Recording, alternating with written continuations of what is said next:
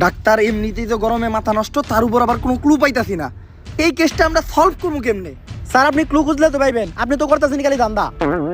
অভিজিৎ তুমি কিন্তু একটু বেশি কথা কও। ও হ্যাঁ, আপনার তো আমি একটা কথা বলতে ভুলেই গেছি। ওর মৃত্যুটা হয়েছে মাথায় আঘাত পাওয়ার কারণে, আর ওইটা সম্ভবত কোনো বরফের টুকরো হবে, কারণ ওর মাথাটা অতিরিক্ত ঠান্ডা এবং ভিজা ছিল। ডাক্তার এই কথাটা তুমি আমার আগে কইবা না? এখনই ঘটনার স্থানে চলো, নিশ্চিত ওই জায়গায় আমরা ভালো করে খুঁজলে যে কোনো একটা সমাধান পাইতে পারি। দয়া অভিজিৎ এই পুরো জায়গাটা তোমরা তন্ন তন্ন করে দেখবা। যদি কোনো সূত্র পাও তাহলে ওইটা তোমরা আগে নিজেরা যাচাই করে দেখবা, আর যদি কোনো টাকা পয়সা মোবাইল বা মানি ব্যাগ পাও তাহলে ওইটা আমার আইনা দেখাইবা। স্যার জায়গাটা একবার ভালো করে দেখেন, চেনা চেনা মনে হইতেছে না? হ স্যার, ভালো করে দেখেন। আর ডাক্তারে জানি কি কইছিল, পোলাটা বরফের আঘাতে মারা গেছে। তার মানে কি?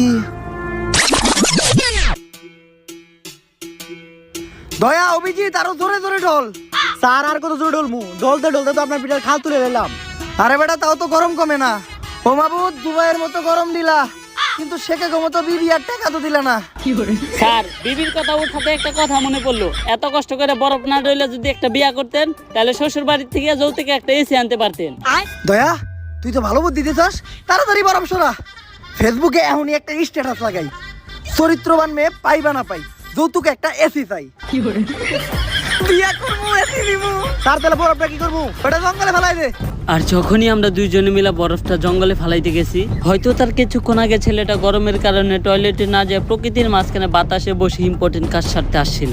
কিন্তু আমরা কোনো কিছু খেয়াল না করেই বরফটা জঙ্গলের মাঝখানে ছুঁড়ে ফেলি, আর যেটি ওই ছেলেটার মাথায় গিয়ে পড়ে।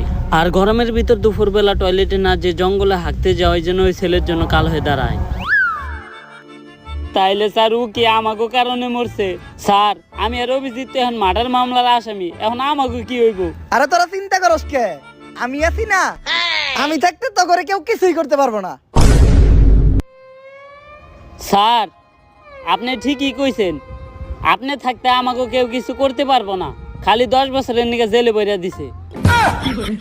দয়া অভিজিৎ হয়তো তোরা একটা জিনিস জানতি না, যে এই কেসটা সলভ করতে পারলে আমরা 10 লাখ টাকা পাইতাম। তাই তো ঘরে ভিতরে ঢুকাইয়া আমি এই কেসটা সলভ করছি। এখন আর 10 লাখ টাকা 3 ভাগে ভাগ করতে হইব না। তাই তোরা দুইজন পয়সা মরবি এই জেলে, আমি গরমে গোসল করতে যাবো সুইমিং পুলে।